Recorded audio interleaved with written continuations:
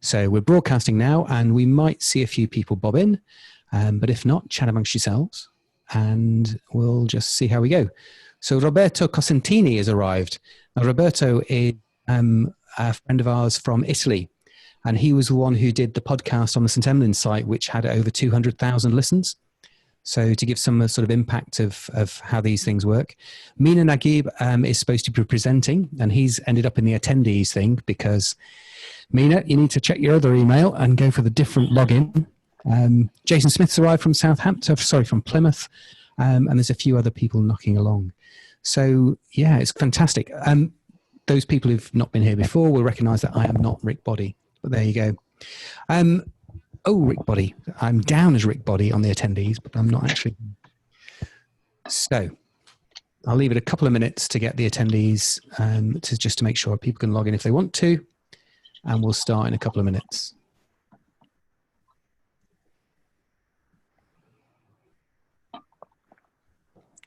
Is everybody well at the moment?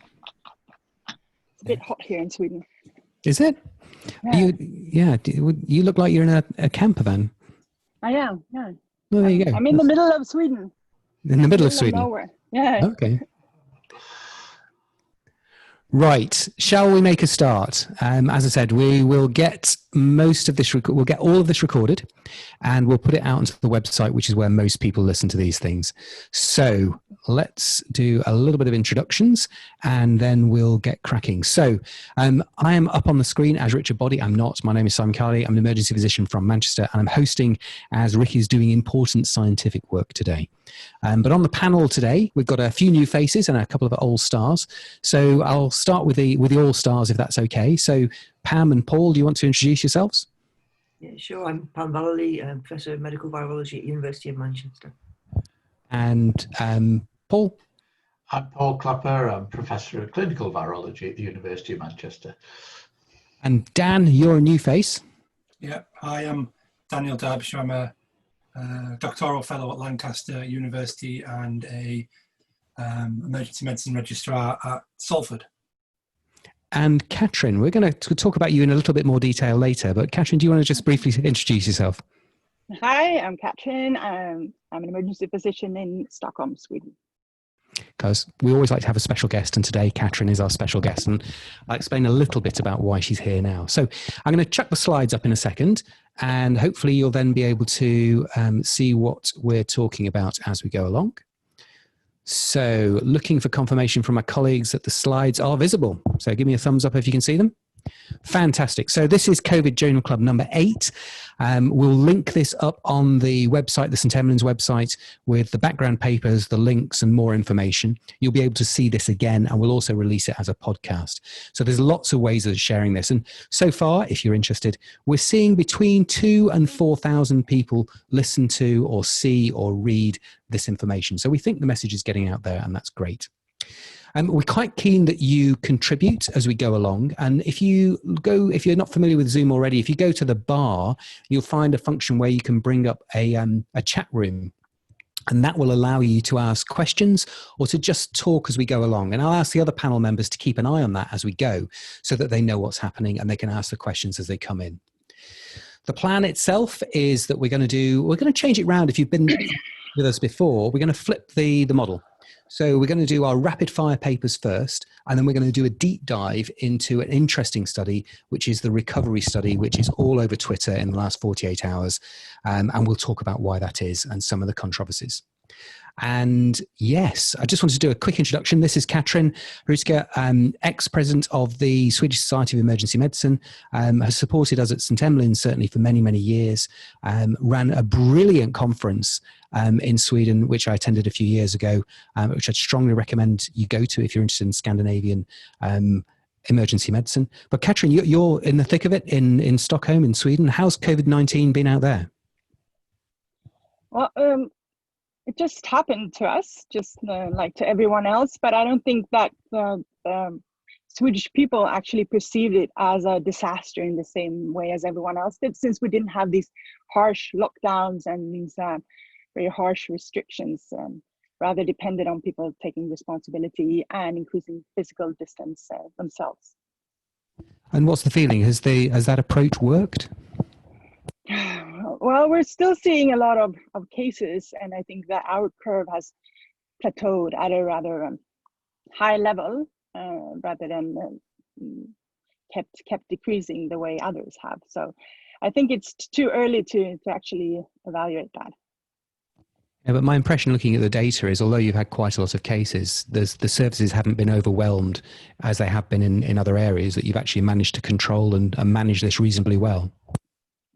Well, I think that's what the public health agency says, but I think the reason we weren't overwhelmed was that we kept people out of hospital, and we increased the threshold for ICU admission. And so there was a strategy to sort of lower quality in all aspects of care, and just making it manageable that way. But we were definitely overwhelmed, and we didn't provide care at the usual level.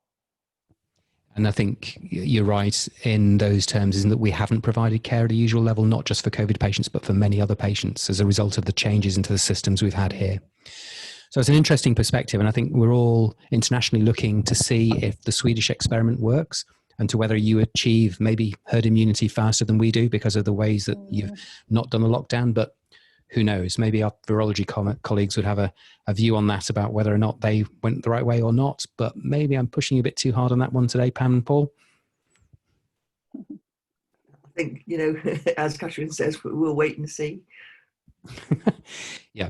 Okay. Fine. And so I don't think you're seeing a lot of data coming out of Sweden, because we haven't had the capacity to test. So in the beginning, we didn't do a lot of testing, and so obviously no one knows if this has been successful or not. I don't think we had any other options than to actually do it this way, since there was a lack of PPE and a lack of testing capacity. So we sort of did as best we could.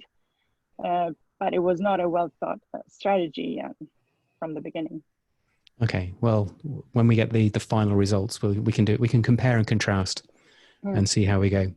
Okay, fine. So what I'll do now is we'll go into the rapid fire. If you remember, this is just a 5-minute quick update on where we're on some key papers or some interesting papers that have come out.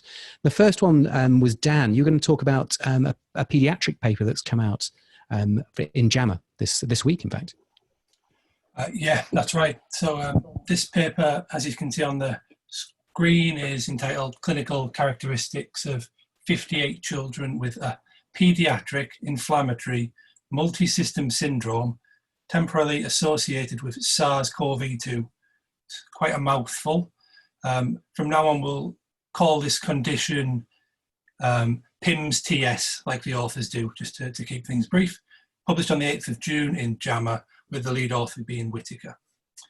We'll start with the aim of the paper, which was to describe the clinical and laboratory characteristics of hospitalized children who met the criteria for PIMS-TS, and then to compare these characteristics with other pediatric inflammatory disorders. The case definition's really important for this type of study. So the one we'll probably be most familiar with in the UK is the one from the Royal College of Paediatrics and Child Health, which basically says a child with fever and inflammation and organ dysfunction with no evidence of bacterial sepsis, no evidence of staph or strep shock syndrome, and no infections associated with myocarditis such as enterococcus. And they note that these patients can be COVID-19 PCR positive or negative. This study uses that case definition, but also two others, one from the United States CDC and one from the World Health Organization. And table 1 in the paper goes through the details of this, and it's quite a complicated overlapping set of criteria. The major difference between the three is that the WHO definition doesn't require organ dysfunction.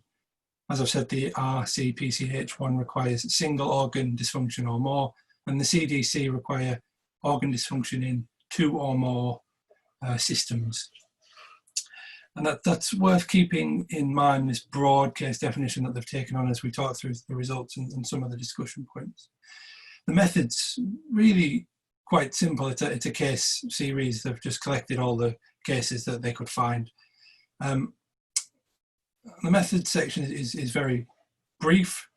Of note, the first paragraph about this study having approval as an audit is something we can come back to at the end, hopefully. They did case finding across 8 English hospitals by something called invited survey, which they don't detail, and I'm not entirely sure what the authors mean by that. Looking back to the RCPCH guideline, they do say that all cases should be discussed with a specialist service with a low transfer for PICU. And a lot of the work from this study has come out of Great Ormond Street in London. And I'd imagine, like in the Northwest, they have quite a good network of hospitals. And I wonder if actually that's where the cases have come from. So we'll move on to the results, which, unlike the methods they provide inexhaustible detail for, really. But I'll give you the highlights. It's 58 children. Mean age is 9, 57% female, and mostly previously healthy. The few with past medical history had common things like asthma and skin conditions and things. All of the patients had fever and a variable combination of viral type symptoms, sore throat, headache, abdominal pain, rash, conjunctival injection, and the list goes on and on. Half of the patients required critical care. So in total, so of all the patients, 22% had an acute kidney injury, 47% required inotropic support, and 43% mechanical ventilation. So, you know, quite a sick group, really. As far as COVID testing goes, 26% tested positive for COVID PCR, and 40 of the 46 who were tested for immunoglobulin for IgG antibodies, tested positive. And that gives you around 76% of cases having some immunological evidence of COVID-19. And that comes back to the title of the paper, really, the temporal association with SARS-CoV, not a direct, clear cause and effect, which is something that we can maybe dig into in the discussion. So, Dan, with these sort of papers, when you've got a new disease which is developing and you find a group of patients like this, I guess what you're looking for is whether or not there is a coherent and consistent constellation of signs and symptoms which actually speak to a syndrome or to a diagnostic or to a thing. And my reading of this is that doesn't appear to be the case. This is actually quite a heterogeneous group of patients.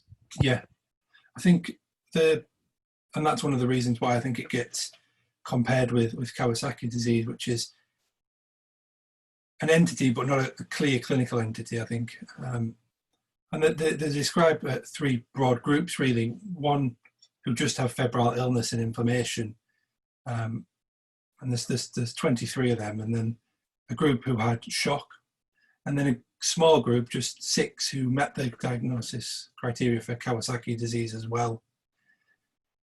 And again, that comes back to the case definitions that they used in the study. They don't agree with one another, and I think the idea that this is a discrete thing that we can pick up in the emergency department probably isn't the case. I think we might have suspicions for it and recognise sick kids, but beyond that, it's not a clear diagnosis. Yeah, definitely. So a great danger in these kind of papers that you look at the children who've got or any condition, you look at the people who've got the most severe characteristics and then say, well, these have these elements, so like fever, therefore everybody with fever should be suspected of having this very severe aspect of the disease. And so I think we've got to be very and that's actually what happened on the basis of this paper. There were some number of recommendations that were going around that every patient who comes in with a fever and a rash may have this. Well, they may have, but they probably don't. Paul, Pam, have you got any comments on this one from a virology perspective? Not from a virology perspective, but more, I noticed that there's quite a preponderance of Black children and Asian children have developed the syndrome, which sort of mirrors exactly what we've seen with COVID, only it seems to be more extreme in the children.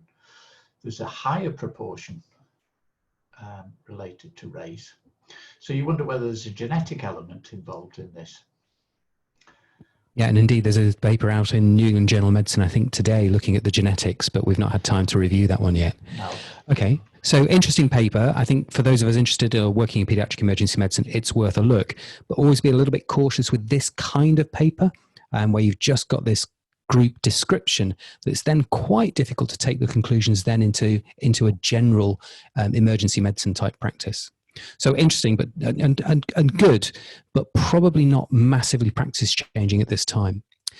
So we'll move on in the interest of time. And Katrin, we ask you to have a look at a paper looking at COVID in out-of-hospital cardiac arrest, because this has been a big worry, and we've certainly taken very significant precautions in using very high-level PPE for any patient who's in cardiac arrest, both pre-hospitally and in hospital. I wondered what you thought about this paper.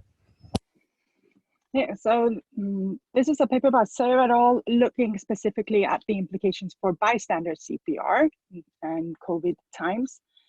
And this is from Seattle and King County, which had an early outbreak in the US and a big outbreak. And they looked at their out-of-hospital cardiac arrest registry of 1,067 patients.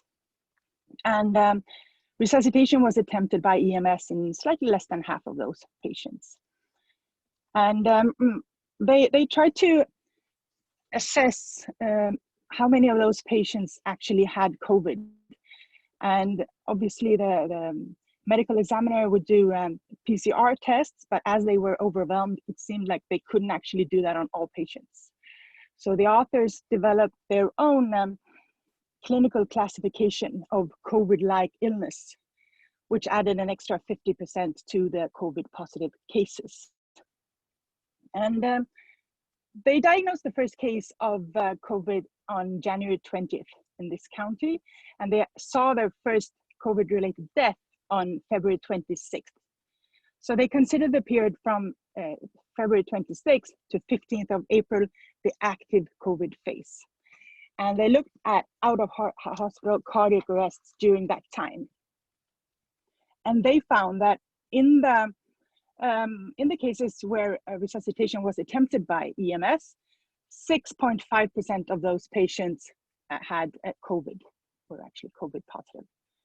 But looking at different locations, they found that when people had an arrest at home, it was 5%.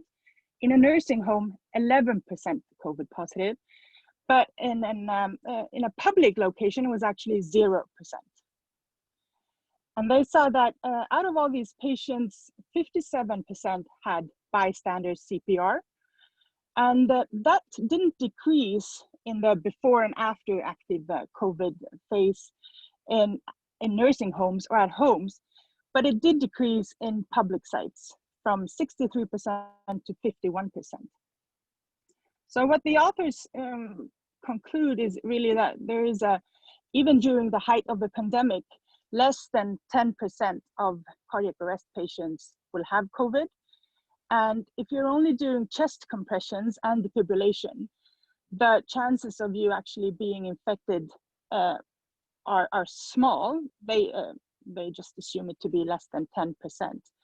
And that more lives would be spared if people continue doing CPR than if bystanders would actually stop doing CPR to protect themselves, because dying from COVID after being infected by someone in cardiac arrest would be very, very uncommon. I mean, there has been a feeling that people have stopped doing CPR. I don't know. I've not seen data on that. It's just it's what people say. As a result of COVID, people are scared of getting an infection, and this tries to put it into perspective. But the assumptions that they make on the data, how robust do we think these sort of presumptions of infection rates and whether or not CPR is aerosol generating and stuff, how good are those assumptions? Because that's what their model is based on. Well, the assumption about the spread or the aerosolization of COVID during CPR, well, there is no data to support that. That's just an assumption. But and as far as actually diagnosing COVID in these cardiac arrest patients, the data is not robust at all, since I don't even know how many people were PCR tested for COVID. And we do see a lot of cases where you don't suspect COVID, who don't have any clinical signs, and they still have testing positive in PCR. And we also think that an infection might precipitate acute coronary syndrome. So even if someone would have typical signs of a STEMI, that STEMI might have been precipitated by a COVID infection.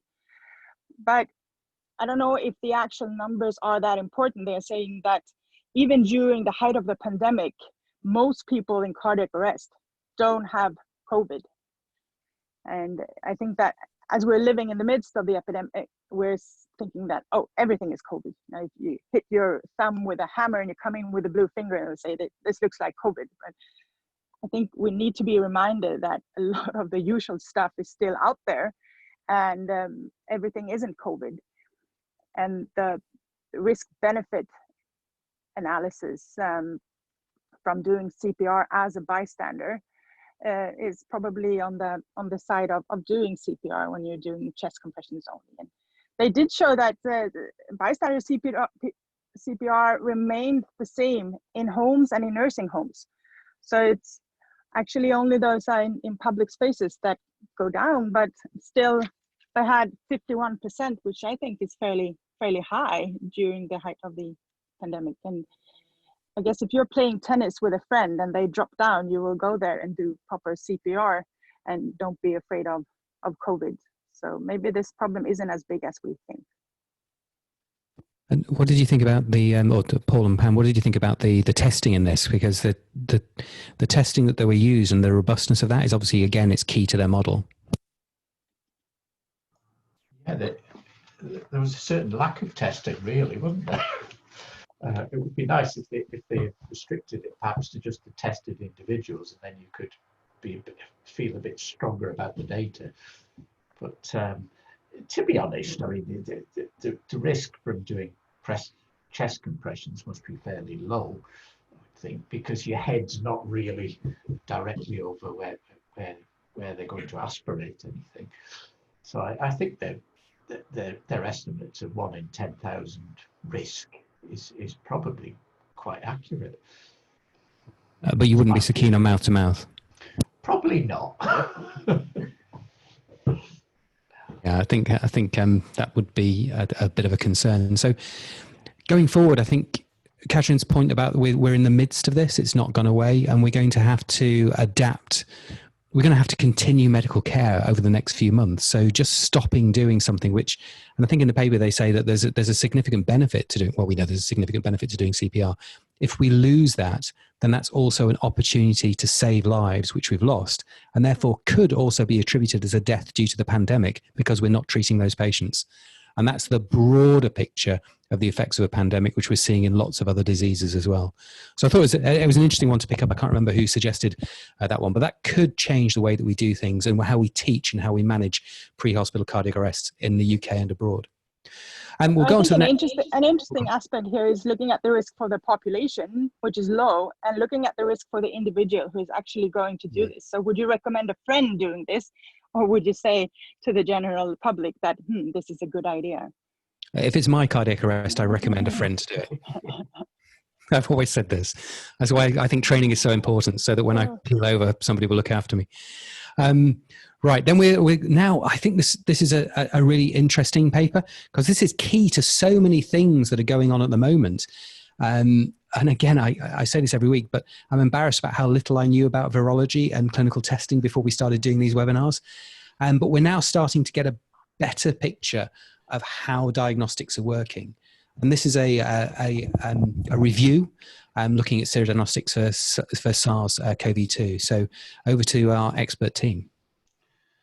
So this is a narrative review from McGill University in Montreal, and it's a very useful summary to explain antibody tests, how there are different types of it, and also about the interpretation of results. Now, of course, when you look at a test, you just expect it to work. The problem here is that we've got a new virus, and so we've got a new assay, and we do not understand the characteristics of the assays as yet. So the first thing that has to happen with the plethora of new antibody assays that have appeared is, how do you evaluate them? First of all, we have to think about specificity. We only want to pick up antibody to SARS-CoV-2. We don't want to pick up antibody to other coronaviruses or other respiratory viruses. So you can go back and take samples which were taken before December 2019 now, and see if they react in the test. And they shouldn't, because the virus is new, it wasn't around before then. And you also have to look at other respiratory virus infections and make sure the test does not cross-react in them. That bit's fairly straightforward. That gives you a measure of the specificity of the assay. But then you come to, how sensitive is the assay? That's where we start to run into problems, because the test that we have to decide whether someone has had SARS infection is the PCR test. So if you're tested because you are symptomatic, you may get a positive PCR result. We then take blood from you. It can be fairly certain that yes, you have had SARS because your PCR test was positive. Therefore, you should produce antibodies if you recover from an infection. The problem comes with the mild cases, the asymptomatic cases. And also, there seem to be differences between those who get mild disease and rapidly recover and those who get severe disease and take longer to recover, if they recover at all. We're given these sera to test these new assays and then have to try and interpret the results. And it starts to get really quite difficult. Once we develop a panel of samples that allows us to evaluate the test, then we can start to think about their applications. And of course, you can use them diagnostically. They're not very useful in the early stages of infection, but they may be useful for those patients who end up with severe disease and for whom, when we test them by PCR, the PCR is negative because the virus has moved from the throat. Now it's in the lungs, and it's quite difficult to sample virus from the lungs, and therefore an antibody test can help in that situation. For that, you want to test a very high sensitivity, but even there, you have to bear in mind that it takes time for the antibody response to develop. So you could use it in that way. Have you got infection? The two best tests that we have at present are the Abbott test and the Roche test, and they're giving different results as we go out from infection. So in the early stages of infection, both the tests seem to be fairly sensitive, with the Abbott test apparently producing better results than the Roche test. But as we go out in time, the number of positive samples declines with the Abbott test, whereas they increases with the Roche test. So we get differences between the different tests at present. So it's telling us that at present we haven't got the perfect antibody tests, but we have to live with what we've got at present. The things that we want from antibody tests, as well as diagnosis, are, have I ever had infection? Because that will help us to decide how the virus is spread within the population. So you might consider doing seroepidemiological studies. The other thing is it protective? And of course, the kind of antibody immunoassays that we have don't actually tell us whether the antibody is protective. For that, you need neutralizing antibody tests, and they're quite difficult to do because you need to be able to culture the virus, and that requires biosafety level 3. So the testing is then expensive and takes a long time. There are now developing tests which will allow us to look for neutralizing antibodies that we can use at a lower safety level using hybrid viruses. So that antibody testing is coming on. We're also now embarking upon a world where we're going to start treating patients with plasma, convalescent plasma from patients. But one of the things that you want to do is to try and measure the level of neutralizing antibodies present in those samples to try and get evidence of the potency of the plasma that you're going to be giving to a patient. And in time, fairly soon we hope, antibody testing will also become important in evaluating vaccines. So at the present time, do we have a perfect assay? I think the answer is no, and data that's reviewed in the paper show that. Are we going to get a perfect assay? I think yes, in time we will. At present, we need to be careful in interpreting results, and the paper also helps us in evaluating different tests and interpreting the results of those tests, which at present requires quite some care, I think.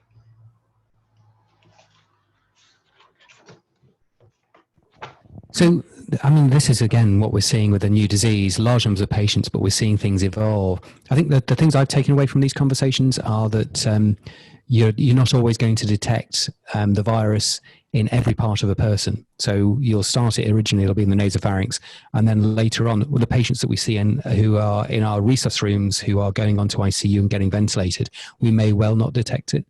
Level 3, what does actually level 3 sort of constitute? What does that mean in reality? Well, level 3 is a higher safety level than we would normally use in a virus laboratory. So it's a separate ante-room to the individual laboratory. The laboratory is maintained at negative pressure, so if there's any escape of virus, it will go out through filters rather than leaking back out into the room. And there's people who work in them have to be specially trained to work within that environment. So it slows down every single process that you do in virology. And they're very expensive to set up, which I think is part of the problem.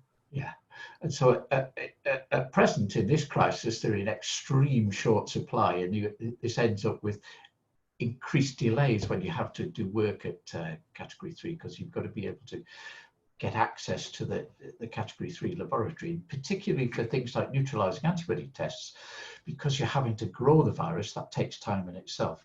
That means that you've got to spend more time in the category 3 laboratory, which again increases the logjam of people trying to get into that to do work. And one of the other questions there. So one of the other, sorry, Pam, go on. I was just going to add to what Paul had said, that I think that paper was a really good summary of where we are with antibody at the moment. But I think that this disease in itself is showing the importance of not just relying on molecular tests.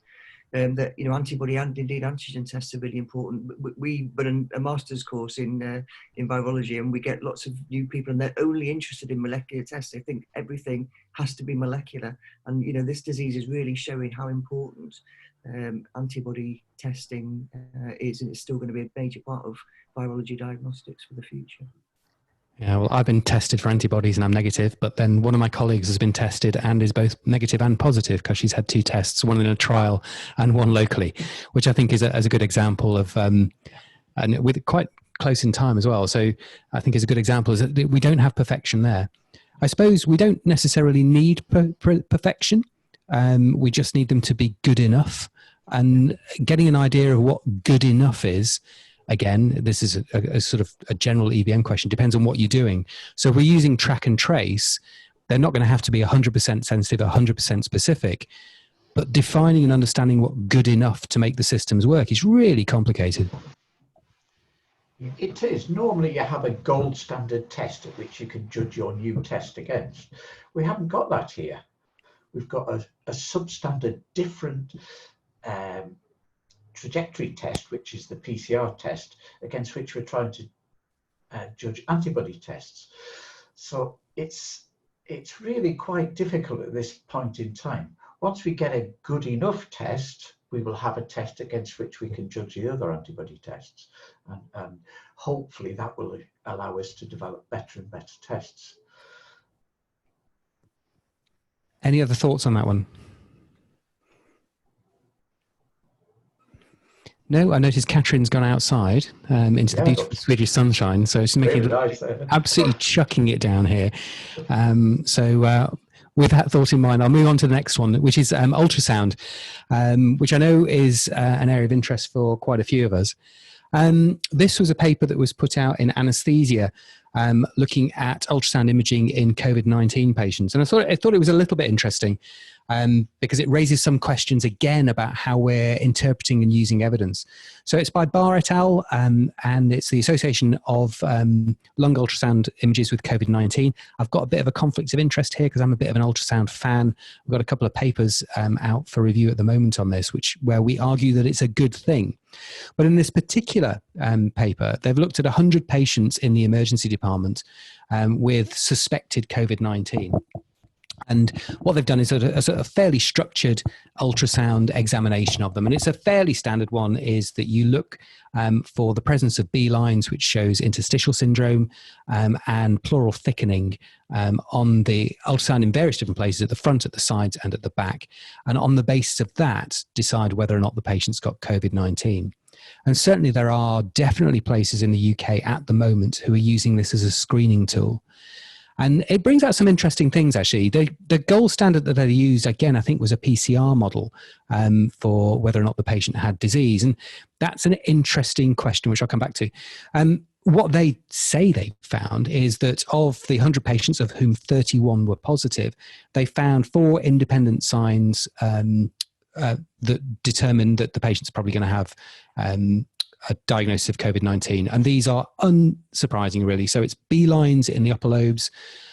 That's showing sort of edema or interstitial syndrome, really, in the lung, in the upper lobes, in the lower lobes, any consolidation. So you see these small little pockets of consolidation on the ultrasound, which are scattered around, which is characteristic in COVID-19, and pleural thickening in the bases as well.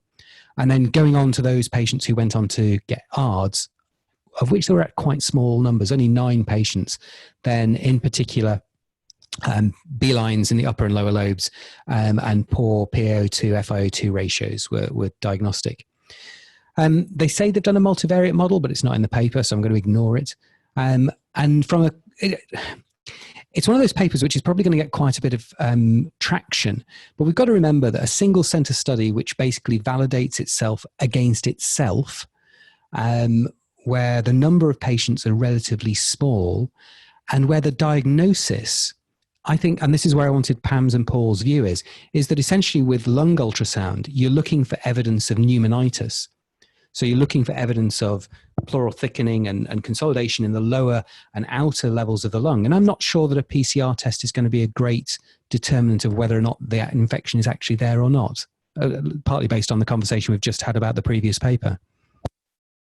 No, I think that's right, because what you're looking for is the damage that's done probably by the immune response against the virus, and a PCR test might not be able to pick virus up at that point. Yeah, I'd agree with that, it's an imperfect test to compare with, because by now these patients, the disease may well have moved from the upper respiratory tract to the lower respiratory tract, and so the PCR is negative when you test the upper respiratory tract. I wondered why they didn't try and compare with chest X-ray in this study, because that's the one that people have been using most. I think certainly in the Italian series and the Spanish series, they seem to use chest X-rays as rather than ultrasound, and it would have been nice to compare ultrasound with chest X-ray. That might have been a possibly better comparator. I don't know, Katrin, I've got a view on this, but Katrin and Dan, what's your view on that chest X-ray as a comparator for ultrasound in COVID-19? Katrin? I haven't seen an X-ray since this started, because I worked in a hospital where we couldn't get the PCR test back until in 24 hours. So we did CT scans on everyone who was admitted. So I've never seen so many CT scans, but we never do any X-rays, actually. It's very rare. And Dan? Where I worked. Yeah, I guess X-rays, you might get your finding 1 or 2 days down the line in the disease progression, which is something we've always found with chest illness. And I guess I'm worrying about why you're doing the ultrasound. What question are you asking? Is it, where do I put this patient? Is it in the waiting room, in a general area, or in isolation? Or am I doing the ultrasound to figure out how sick they are? Or am I asking the question, have they got something else? And I think being really clear about what question you're asking before picking up the probe is key. I'm not sure this paper really helps me do that. No, I'd agree. And I think, interestingly, Paul, there are some other papers that would suggest that ultrasound may have greater sensitivity and specificity than the chest x-ray as compared to a gold standard of CT. And I think CT is probably pretty good, although there is an argument that ultrasound might be actually even better than CT in these cases. So it's a bit like the diagnostic testing with the virology, is that we've not really truly defined the gold standard here. And I think as we progress, we will see studies where a combined gold standard and an expert panel will decide on the basis of all the available evidence whether these patients were truly positive or negative, until we get to the point where you've got a much better test from the labs. So it's that constant problem when you're doing diagnostic evidence-based medicine, is what is your gold standard? What is it that you're actually looking for? And this, I think, is a good example of why we've got to be quite cautious. Shall we crack on with everybody's favorite paper this week? So our deep dive this week was to look at the recovery trial, and to maybe just briefly talk about the controversies around this. So I'm just going to take you through what the recovery trial is, and a bit of a conflict of interest in that I'm the site investigator in our hospital, which at one point, and I hope it is still, was the second biggest recruiter in the country. It's a big multi-centre trial, 175 hospitals in the UK, and really quite an interesting design. It's what we call a platform trial. So it was developed from what was the ASAP trial, which was a trial that was put into hibernation after the last flu pandemic. So we set up, NIHR, the national body in the UK, set up a number of trials that were ready to go should we get the next flu pandemic. We didn't get a flu pandemic, we got a COVID-19 pandemic. And so we adapted these, or should I say transmogrified, I think is a better word, if you're a fan of Calvin and Hobbes, into a COVID-19 trial. And a platform trial basically means that you've got the system and you can test multiple things at the same time, and maybe bring a therapy in for a period of time until you know you've got an answer, then take it out, put something else in. And you can move these things backwards and forward in this adaptive design, multiple therapies. And in this case, recovery is it's an open label randomized control trial. And because we're using different therapies and we don't know what's coming in or going out, there's in fact no sample size. This is a trial that just continues to run until we've got nothing else to test. And that is quite difficult to get your head around when you're used to looking at the typical RCT, which has a defined start endpoint and defined interventions. This is much looser and much more, agile, I think is another word I'm going to use a lot today. It's got a lot of agility within it to test and react as we go along. So who does it take in? Well, any hospital admitted patients with COVID-19, and there's almost no exclusions. At the beginning, we didn't put in pregnant women and we didn't put in children, but now we're recruiting to them as well. So unless there's a particular reason why a patient couldn't have any of these drugs, and there's quite a variety, which I'll show you in a second, pretty much anybody is able to get into this trial. And at the moment in my organization, we're recruiting to 12 different trials for COVID. And some of the more interesting immunomodulatory trials, which we're doing now, they've got quite a lot of exclusions. So you sort of get selected, can you go into this trial? No. Well, you kind of get picked up by the recovery trial because that'll cover everything else. Outcome is very simple. It's all-cause mortality at 28 days. Very, very simple. There's some secondary outcomes around things like mechanical ventilation, but interestingly, there's no functional outcome. And that's a question I think that we need to ask, because whether you're alive or dead, as Dan, who's dual training in ICM, will tell us, is not necessarily the full picture. Morbidity and outcome is not just whether you're dead or alive, particularly at 28 days, which is actually quite short. Here's a rather complex slide of what it looked like. Not at the beginning, actually. This is about 2 weeks ago. So patients would come in from the left and they were randomized into no additional treatment, lopinavir, ritonavir, which is an HIV drug, dexamethasone, hydroxychloroquine, or azithromycin. That was the initial randomization. Then there's a second randomization about whether or not you then had severe features, and then you could be double randomized into tocilizumab or control. And since this, there's been another arm putting in about whether or not you can have convalescent plasma between, so a second randomization between the initial drugs and tocilizumab. It's a very complex design now. It was quite simple at the beginning, but it's getting more complex as we go on. First result out was about 10 days ago, I think, and it showed for the hydroxychloroquine patients, there was no benefit. So that's now out. But what about dexamethasone? Because that's the one that's come out this week. Or I should tell you a little bit more. Just pace and scale. There's now 11,500 patients in this trial, which is absolutely remarkable. But what came out? This. So we've got a press release. There's no paper, and there's very, very little. You can go online and you can have a look at the study protocol, which is up there and freely available. You can go and have a look at the statistical analysis plan. But all we have in terms of data is just some summary findings to say that in those patients who were randomized to DEX, 2,104 who got 6 milligrams once a day for 10 days, compared to 4,321 who were in the usual care arm. Obviously, that doesn't add up to 11,500 because some patients got some of the other therapies. And in terms of 28-day mortality, it's a fairly sick bunch. 41% of those who required ventilation died. If they just needed oxygen, 25%. And if they didn't need oxygen, 13% died. And people have asked questions about that. Firstly, if you don't need oxygen, why are you in hospital? And secondly, why would you die and not have oxygen at any point? We just don't know because we've not got any information. Because the only information we've got is this, the 28-day mortality. And this is absolutely it. They've given us ratios. So the ventilation rate ratio, deaths, 0.65, appears to be statistically significant. If they need just O2 or respiratory support, as it's described, it's significant. And if they're not needing respiratory support, it's not significant. And their numbers, when they put this into the feature, means that about 1 in 8 patients treated with DEX who were ventilated in ICU, if you treat 8 patients, you get 1 survivor. And if they just were on the wards and required oxygen or respiratory support, it's 1 in 25.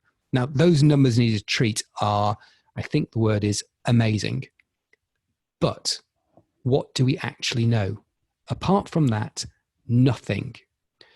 We don't know the demographics. We don't know whether people had complications. We don't know anything about the subgroup characteristics. And we know that there are some very significant subgroups in COVID-19. So things like ethnicity, age, blood group, etc. We don't know whether people completed their course. We don't actually even know how many patients were ventilated in this group. And actually it's unclear what the definition of respiratory support is. Is it just oxygen or is it more than that? Is it things like CPAP or BiPAP? So, or high flow nasal oxygen. So I'm in a bit of a dilemma at the moment. We've got a massive trial which has been well described in terms of the protocol. It's been well designed. It's been delivered by some great people. It's got fantastic support, but I'm struggling with knowing the answer to this question. And I'm really interested in what you guys think on this one.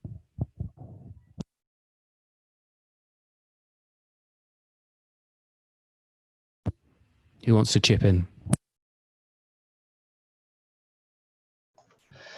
Well, of course, it's doing the worst thing, isn't it? It's publishing your paper by press release, and it's absolutely wrong. You need the data to do proper peer review on papers like this. There is an indication that dexamethasone might actually be good in this sort of condition, because there was a Spanish, I think it was Spanish, study looking at dexamethasone treatment for acute respiratory distress before this, which was published in the Lancet a little earlier in the year. And that did suggest that there was definite benefits for using dexamethasone in conditions like this. So it's possible it is worthwhile, but I'd like to see the full data, really. Can I ask a question of all of you emergency medicine physicians? Leaving COVID aside, before COVID ever happened, if you had a patient with inflammatory lung disease, would you have given them dexamethasone?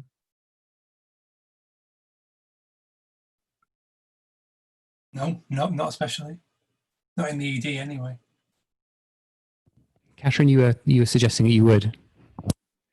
No, we're not using that in the ED, but yes, this is a signal that it might not be, at least it might not be dangerous as was suggested at first. So maybe there is more leave for individual variations now and choosing it for the patients where you think it might be beneficial.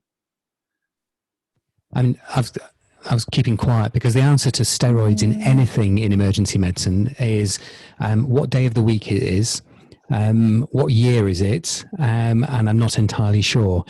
And I'm being slightly silly about that, but steroids have come in and gone out for lots of different things at the moment, and they are used in things like sepsis, but we've had lots and lots of trials recently that have been required to establish that. So I don't think it's a barn door question for this one. I think it was right to study it, and I'm very glad that they have. I think it was right to study it, to set up it as the ACEP trial for flu as well. I think the magnitude of the effect is dramatic, and whenever I see effect sizes like that, I am a little bit skeptical of them. I think that is a signal that you do need to sort of delve into the data in some depth. I mean, yeah. Dan, I mean, I don't know, are you working on ICU at the moment? I'm not sure whether how this felt in your system, but certainly when we set up the trial in Manchester, our intensivists, some of them were very skeptical about whether or not we should be doing this at all. There was a significant amount of fear about using moderate doses of dexamethasone in ICU patients. Apart from anything else, it messes up your glycemic control, which we know is not great for patients. So there are significant complications and irritations and difficulties with these drugs. And again, without the data, I think answering the question I've got up on the screen at the moment, on an individual patient basis, on a personalized care basis, is difficult. I think across a population, it's easy to make broad, sweeping generalizations, but that's not how we practice medicine. We practice evidence-based medicine by taking the evidence and applying it to the individual patient in front of us. And to do that, you need Table 1. Is prednisolone treatment part of the RECOVER study? Prednisolone, no. So the steroid that they've gone for is dexamethasone. Just dexamethasone? Just dexamethasone, yeah. Okay. Right. I wonder if anyone's got any thoughts about what the alternative would have been for the study group in sharing this result, really, because the idea of waiting until the study ends seems to defeat the purpose of the study, which is to form the treatment of an ongoing pandemic. And the study won't end probably until they've exhausted all treatment options. Or did we just wait until they publish this subgroup of the whole study on Dex or a preprint, or do we just want Table 1? At what point will we be satisfied? I think when you do these trials, it's normally considered very bad form, isn't it, Dan, that you salami slice a study up so that you try and do one project and get 6 different studies out of it. That's bad form. But this is designed to do that. So this is designed to have a platform which runs, and then drugs, in this case for drugs, will enter and exit at points. And I think at the points where they exit, then yeah, absolutely, they should be published as separate entities, because that is what it's designed to do. This week, today, what I'd like to see the preprint of what looks like a normal paper. And I think it's so important. You know, this is a life-changing therapy, probably. And we need to see it. It's as simple as that. And it's a little bit disappointing that we haven't thus far. In fact, we haven't seen the data for hydroxychloroquine either. So the data that came out to say that hydroxychloroquine doesn't work was, again, exactly the same form of press release. And that was some time ago. So I'm not expecting to see anything soon. And we're going to have to make a leap of faith in order to do the prescription. And that's a challenge for an evidence-based medicine practitioner and a journal club such as this. And I assume there was some crossover to patients who were actually giving steroids, even though they were randomized to the non-steroid group. We simply don't know. So we don't know whether patients completed their courses. We don't know whether or not patients were given steroids off protocol. It's simply not available as information. So I think it's a real challenge. And I think in light of the retractions that we've seen from some major papers, and again, our retraction of the week, I've not done a slide for it, is the paper from the New England Journal of Medicine looking at the characteristics of patients with COVID-19 using the Surgisphere data. We've seen some real challenges to the way that we practice evidence-based medicine. And this is a time when we, in my opinion, we need to embrace the principles and apply them more strongly than ever, because it's really important. It's a bad disease. People die of it. We need to have the facts. So how consistent is your practice between centers? Because right now our ICUs in very small hospitals are treating very sick patients that they would usually send off to a university hospital. So an ICU bed has become, is a very different thing than an ICU bed was a few months ago in Sweden. So I assume you're seeing the same thing in the UK, where you've had to scale up on your ICU beds. It's not been too bad. I think in London in the early days, it became quite challenging. Certainly in Manchester, we've had a lot of patients here. Our preparation time and the preparation plans meant that we were still dealing with patients in what I call intensive care areas, such as theatre recovery, PICUs, endoscopy areas, and managed by intensivists. So we didn't sort of breach capacity here at this time. In terms of therapy, and in terms of variation in practice, in the UK, you can only get a therapy if you're part of a clinical trial. So if you want to have tocilizumab, the only way you can get it is if you're part of a trial of tocilizumab. We don't have off prescribing for anything. And that's been one of the strengths, but also one of the criticisms of this approach.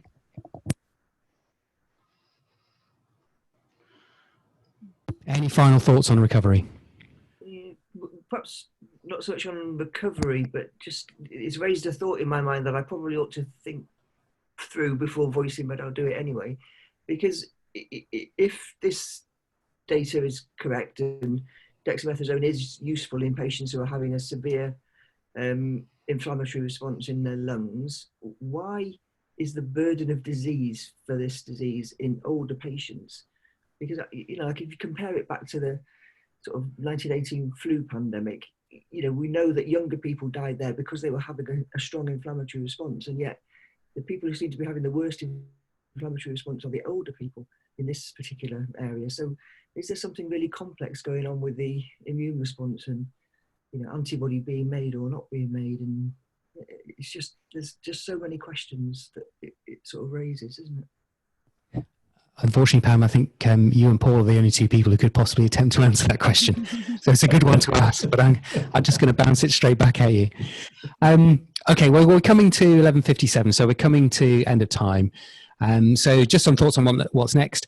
We will record this. Well, we have recorded it. We'll get it up and out onto the website. We've got the links to all the papers there, and we'll be doing another journal club soon. Might be next week, might be the week after. It depends on a couple of things that we need to sort out. But as I say, they're very popular. We get a lot of people interested in these. So please keep attending. And Katrin, can you just finish off by turning your phone around and just showing us some beautiful Swedish countryside? I'm in a parking lot here, so I'm not sure. You know what? It's a lot more beautiful than where I am at this moment in time. The sky looks lovely. I'll go down to the lake now. Okay. Well, thanks for joining us from Sweden. Thanks, Dan. Thanks, Pam. Thanks, Paul. And we'll see you all again soon. Have fun. Bye. Bye-bye.